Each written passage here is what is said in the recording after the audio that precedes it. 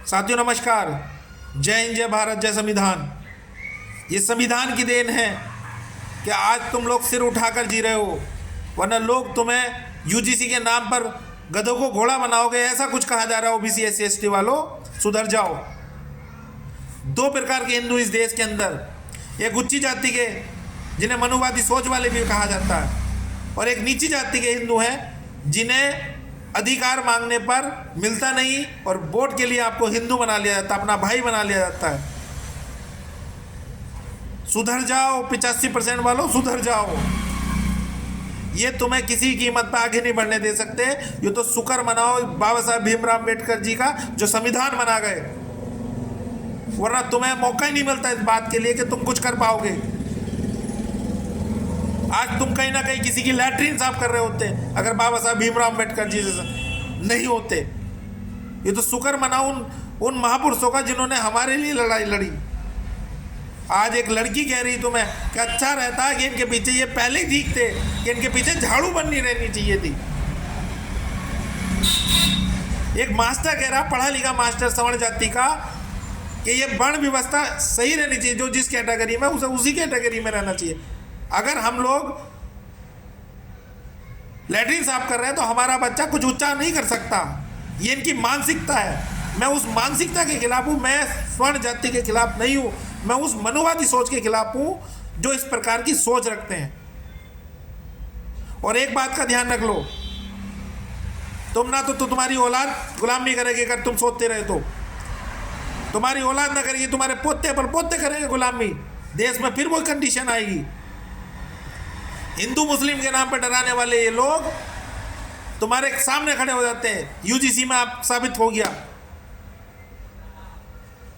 BP Singh ji की सरकार में 27% आरक्षण ओबीसी के लिए हो रहा था, तब ये ये मनुवादी लोग उनके सामने खड़े हो गए। लागू नहीं होने दिया, होने नहीं दे रहे थे, और बीपी सिंह की सरकार गिरा दी थी। आज यूजीसी लागू होने पर आपके खिलाफ खड़ा होने वाला व्यक्ति कौन है? कोई मुसलमान है क्या? बीपी सिंह की सरकार में जब 27% आरक्षण लागू हो रहा था कि तो उसका विरोध करने वाला कोई मुसलमान था क्या? ये मनुवादी लोग, ये लोग आपको आगे नहीं बढ़ने देंगे। सुधर जाओ तुम, नहीं तो तुम्हारी पीढ़ियां, कोई ना कोई सी पीढ़ियां गुलामी करेगी और तुम लोग इस बात के जिम्मेदार होंगे। और वे तुम्हें कोस रहे होंगे, तुम्हारी पीढ़ियां कोस रही होंगी तुम्हें कि तुम लोगों ने कुछ नहीं किया। बाबा साहब भीमराव अम्बेडकर जी ऐसा संविधान बना गए जिसमें तुम्हें अधिकार मिला। सुधर जाओ और कसम खाओ इस बात के लिए कि वोट सिर्फ 85% वाले व्यक्ति को ही दिया जाएगा, जिस पार्टी का मुखिया ओबीसी SC ST में से होगा उसको वोट दिया जाएगा। किसी प्रत्याशी को वोट नहीं दिया जाना चाहिए। सामान्य जाति वालों को यह एहसास करा दो कि वो गलत दिशा में काम कर रहे हैं। हमें किसी के अधिकारों की आवश्यकता नहीं। हमारा 85% वोट इकलब्बा 100% सरकार बना सकता है अगर आप तुम चाहो तो। कसम खा लो इस बात के लिए कि आने वाले यूपी के चुनाव में ये महसूस करा दो कि स्वर्ण जाति का कोई भी व्यक्ति, उच्च जाति का व्यक्ति हमारे यहाँ वोट नहीं ले सकता। खुलेआम तुम लोगों को गाली दी जा रही है, खुलेआम तुम लोगों को गधा घोड़ा कहा जा रहा है, खुलेआम तुम्हें जानवर कहा जा रहा है। किस मिट्टी के बने हो तुम लोग? बाबा साहब भीमराव अम्बेडकर जी ने जितनी मेहनत की वो सब बेकार कर दी तुम लोगों ने। किसी लायक नहीं हो तुम लोग। सोए पड़ो एक दूसरे के लिए कि उसके साथ हो रहा, उसके साथ हो रहा, उसका लोंडा पड़ लिया, उसका बेटा पड़ लिया। अबे गधो, तुम लोगों के लिए पड़ रहा। बाबा साहब भीमराव अम्बेडकर जी ने किसी एक के लिए लड़ाई लड़ी नहीं थी, सबके लिए लड़ाई ली थी। उनके नक्शे कदम पे भी थोड़ा सा चल जाओ। अरे भाई पूरा दिन नहीं दे सकते, थोड़ा सा समय दे दो, एक वोट ही दे दो, और उस वोट को ये सोच के दो कि सामने वाला प्रत्याशी कौन है और उस प्रत्याशी का जो मुखिया है, जिस पार्टी से वो आया है उसका मुखिया कौन है। अगर वो आपके समाज का है और वो प्रत्याशी आपके समाज का है और मुखिया किसी उच्च जाति का, तो उसे वोट मत दो। इन्हें एहसास करा दो कि तुम्हारी ताकत क्या है। बाबा साहब भीमराव अम्बेडकर जी तुम्हें ये ताकत दे गए वोट की। इस वोट की ताकत को पहचानो, वरना तुम्हें लोग गाली देंगे, तुम्हें बिरादरी से कहेंगे।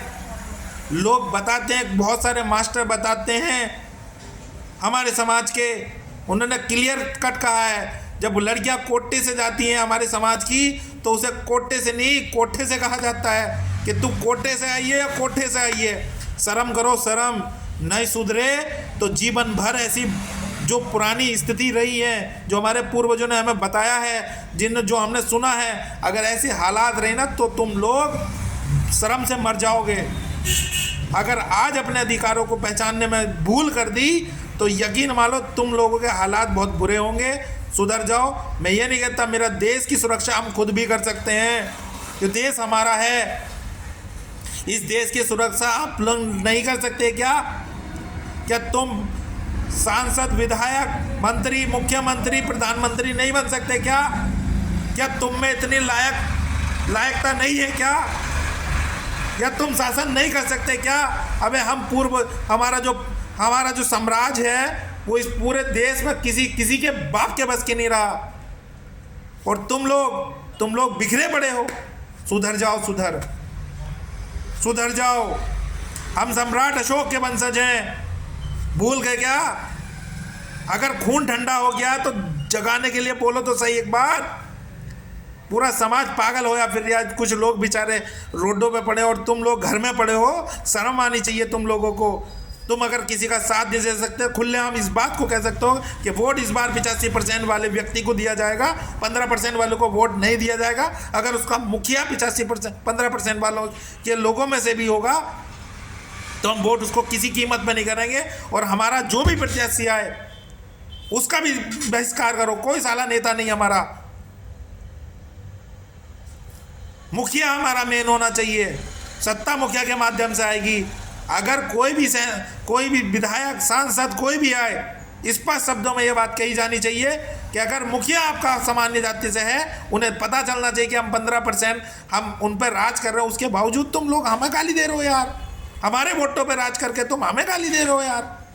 हिंदू मुस्लिम का डर दिखा कर साल फिर भी तुम हमें गाली दे रहे हो।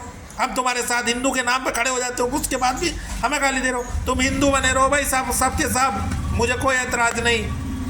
मगर एक बात का ध्यान रखना, अगर हालात ये रहे तो पीढ़िया की पीढ़िया तुम लोगों को कोसेगी, सोते रहो। बहुत सारे भाई हम जैसे गोली खा के मर जाएंगे, कोई फर्क नहीं पड़ने का। मगर तसल्ली से, स्वाभिमान के साथ हम ये बात कह सकते हैं कि हम बाबा साहब भीमराव अम्बेडकर जी के नक्शे कदम पर चले, ज्योतिबा फूले, माता सावित्रीबाई फूले के नक्शे कदम पर चले। हमें अगर फांसी भी लग गई तो हम पे कोई फर्क नहीं पड़ेगा, पर कॉन्फिडेंस के साथ, ये गर्व के साथ कहेंगे कि हम अपने पूर्वजों के नक्शे कदम पे चले। मैं सम्राट अशोक का वंशज हूँ, और मुझ में ये गर्मी है इस बात की कि अगर मैं या मेरा समाज मौका दे तो शासन करने की हिम्मत रखते हैं हम लोग। पर तुम लोग किस मिट्टी के बने हो, मेरी समझ से बात है। अगर असल हो ना, अगर खून अपने बाप दादाओं का है तुम में, तो इस बार इस सत्ता को पलटने का काम करो। और मैं ये नहीं कहता कांग्रेस को लाओ या बीजेपी के लाओ, 85% के किसी भी व्यक्ति की सरकार लाओ, एकता के साथ सब लोग खुलेआम इस बात को कहा जाए कि इस बार सरकार सिर्फ और सिर्फ 85% व्यक्ति की होगी, जिसका मुखिया ओबीसी SC ST में से होगा, उसकी सरकार आएगी। 15% को हम नहीं जानते, इस बार इन्हें एहसास करा दो। बाकी मैं माफ़ी चाहूँगा कि मैंने आपको कुछ गलत शब्द बोले हो। मैं यूपी से हूँ, पूरे भारत का ये मुहिम होनी चाहिए कि इस बार 85% की सरकार आनी चाहिए। बहुत लोग कहेंगे कि मोदी जी भी 50, उसका मुखिया, उसका बनाने वाला 15% में से था। अगर मोदी जी भी मजबूर हैं इस टाइम, मुझे लग रहा है, हालात मुझे लग रहे हैं कि मोदी जी भी मजबूर हैं। इस बात का विशेष ध्यान रखना, मोदी जी भी मजबूर हैं। ये मोदी जी को भी तेली तमोली कह रहे हैं, सुधर जाओ, अभी भी सुधर जाओ। ये लोग प्रधानमंत्री को नहीं बकस रहे तो तुम जैसे को क्या बकरोगे? तुम तो उनके सामने कीड़े मकोड़े हो। जब ये प्रधानमंत्री को तेली तमोली कह सकते हैं तो तुम हो क्या चीज? सुधर जाओ। इस बार सरकार 85% वालों की होनी चाहिए, और ये कसम खाकर अपने मन में ये बात सोच लेना कि जिसे मैं वोट डालने जा रहा हूँ उसका प्रत्याशी कोई भी हो, चाहे वो सांसद के लिए आया हो, चाहे वो विधानसभा के लिए आया हो, कोई भी आया हो, किसी भी लिए, पर इस बात का विशेष ध्यान रखना है कि प्रत्याशी, पहली चीज़ मुखिया कौन समाज से है, इस बात का ध्यान रखो कि मुखिया किस समाज से है, वो 15% से तो नहीं है। अगर मुखिया 15% है तो प्रत्याशी कोई भी हो, चाहे सामान्य जाति का हो, चाहे ओबीसी जाति का हो या एससी का हो, एसटी हो, कोई ज़रूरत नहीं उसको वोट देने की। उसके मुखिया को देखना है और इस बात का ध्यान रखना कि उस मुखिया को भी उस बात का भी ध्यान रखना, जैसे ये 15% वाले लोग करते हैं ना, इस बार एक जो पार्टी 85% के अलावा किसी और को टिकट देती है उस पार्टी को वोट टिकट नहीं होना चाहिए, चाहे हारे या जीते, उस बात से कोई फर्क नहीं पड़ता। अबे तुम 85% होके कैसे हार सकते हो? जो पार्टी 85% के अलावा किसी और को टिकट देगी उस पार्टी को 85% वाले वोट ना दे। ये मेरा अनुरोध है आप सब लोगों से, हाथ जोड़कर पैर पकड़कर आप लोगों से अनुरोध है, क्योंकि ये लोग नहीं सुधरेंगे, इन्हें सुधारना पड़ेगा। मैं ये नहीं कह रहा डंडे के जोर पर, मगर संविधान के जोर पर, सत्ता के जोर पर हर वो काम हो सकता है जो आप चाहते हो। हमें किसी को दबा के नहीं रखना, पर अधिकार मांगने से नहीं छीनने से मिलते हैं। बाबा साहब भीमराव अम्बेडकर जी ने कहा था, ये मांगने से तो भीख भी नहीं मिलती और छीनने से पूरा साम्राज्य मिल सकता है, अगर समझ में आ जाए तो तुम लोगों से। जय हिंद, जय भारत। मैं आपका भाई पंकज सूर्या, संगठन स्टूडेंट आर्मी संगठन से, मुरादाबाद से हूँ। मेरा कॉन्टैक्ट नंबर भी आप याद कर लीजिए और मुझसे कॉन्टैक्ट कीजिए। 8192021214 मेरा कॉन्टैक्ट नंबर है, 8192021214। इस पर कॉन्टैक्ट कीजिए और संगठन से जुड़ने का काम कीजिए।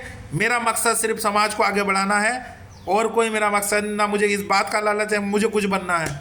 मेरे समाज की अगर बेइज्जती होगी तो गर्दन भी कटेगी नहीं, बख्शिश किसी की नहीं होगी। जय हिंद, जय भारत, जय संविधान।